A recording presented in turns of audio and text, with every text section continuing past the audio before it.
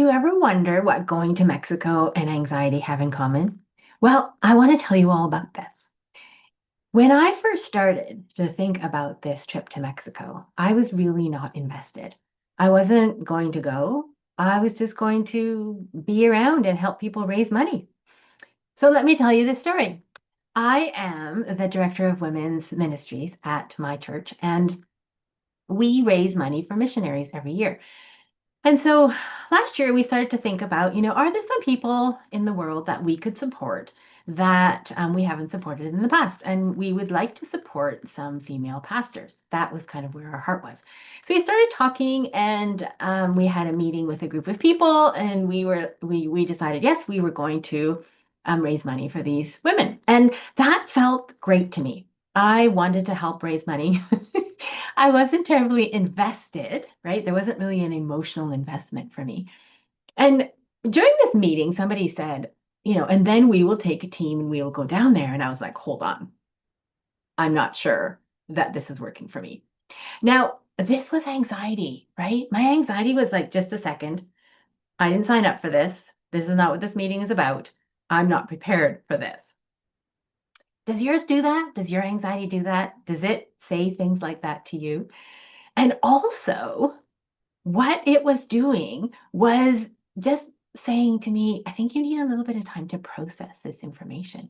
So I am a processor. I don't know if you are also, but it takes me some time to become okay with an idea. And I know that comes from the fact that I experienced trauma as a kid. And so I really want to just be okay with information. And I'm also learning that this is kind of what anxiety does. It just raises its head and it says, just one moment. And I remember at this meeting, I kind of took a step back. I was like, just a second, this isn't fitting for me. But then when we left the meeting, as I was driving home, I was just kind of letting it float about in my brain. Do you ever notice that anxiety can do that? Like it floats about, and maybe we can give it a different thought to settle with. And so my thought actually was, well, maybe maybe we could send other people. That's how I started. Maybe we could send other people. I'm warming to the idea of going to Mexico, but I'm not going. And then I was walking along the trail and talking to the Lord about it, and I had this feeling, maybe I want to go. And I remember thinking, it's just not possible. I can't really afford it financially, and probably other people want to go. Do you notice that about your anxiety? It throws up roadblocks. It suggests other people step up. And so, but there was just kind of this nudge and this little whisper, you know, from God, I think you want to go. And so I just kind of kept praying about it as the idea sort of floated about. I allowed it to settle. I said to anxiety, it's okay. I think I can think about this. And then I told somebody about it. So this is a point I really want to bring across to you. When anxiety first starts to throw up roadblocks, let it just kind of float. So that's my first point. Just kind of let it float. Okay, anxiety, you're setting up a roadblock. I know that we've experienced some trauma and there are things that scare us, but let's just kind of let it float. And do you know that when you are busy doing other things, if I'm doing laundry, if I'm going for a walk, if I'm cleaning up the dishes, ideas can just kind of float in my brain and they can settle. And this is what happened with this one. I started to think, well, maybe I would like to go. Be kind of fun, right? Kind of exciting to go and meet these people. Then we had a Zoom meeting, and I got to meet some of the pastoras and some of the leaders. And I was like, oh, I think I like these people. I think I'd like to go and meet them a little bit more. So I was getting used to the idea, right? So anxiety was settling down. And then I actually spoke about it. I told two people that I would like to go. And I said to them immediately, I threw up a roadblock. I really can't afford it. And so I'm not really sure what this nudge is about, but um, I'd like to go. But then anxiety said, but probably you won't. And imagine my surprise when I got a phone call from the church saying, hey, we really believe in this. And so we are going to support you to go. And they did. I didn't actually have to pay for anything. We went on donations and points, and it was a glorious, glorious thing. So there's a couple of things that I want to just leave you with today. One is if you're a processor, know that and just allow your brain to just kind of process the information. Two, tell somebody about it because you have no idea what telling someone else will do.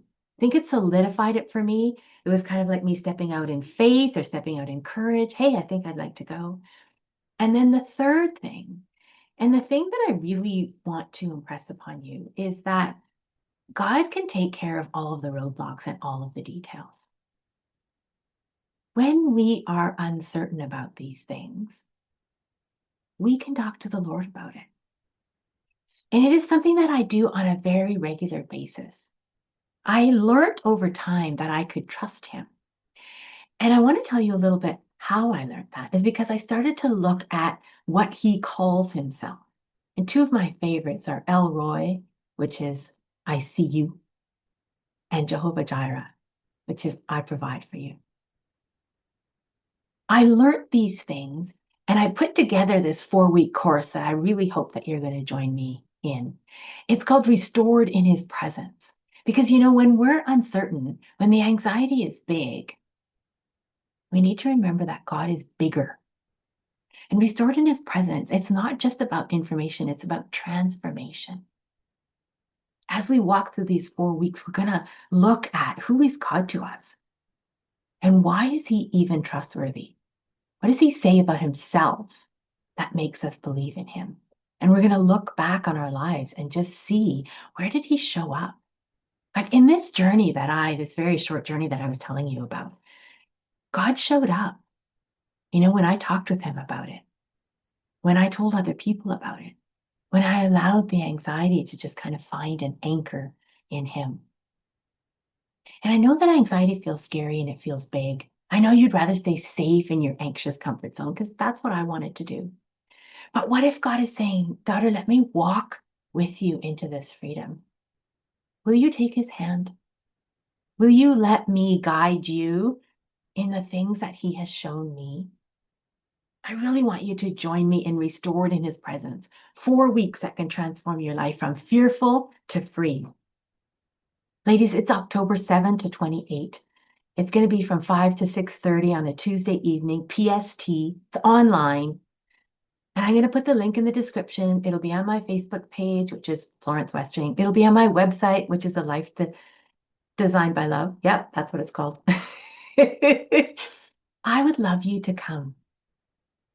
I would love you to learn about the character of God so that when anxiety rears up its ugly head, you can say to it, I believe in this God who is bigger than anything you can throw at me, anxiety, because I'm going to take His hand and I'm going to learn about who He is that sees me and who He provides for me.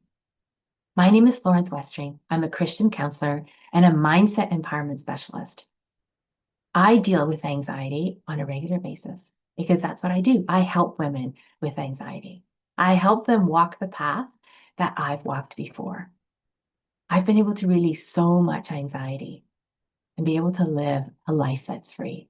If you want that, then join me. I can't wait to connect.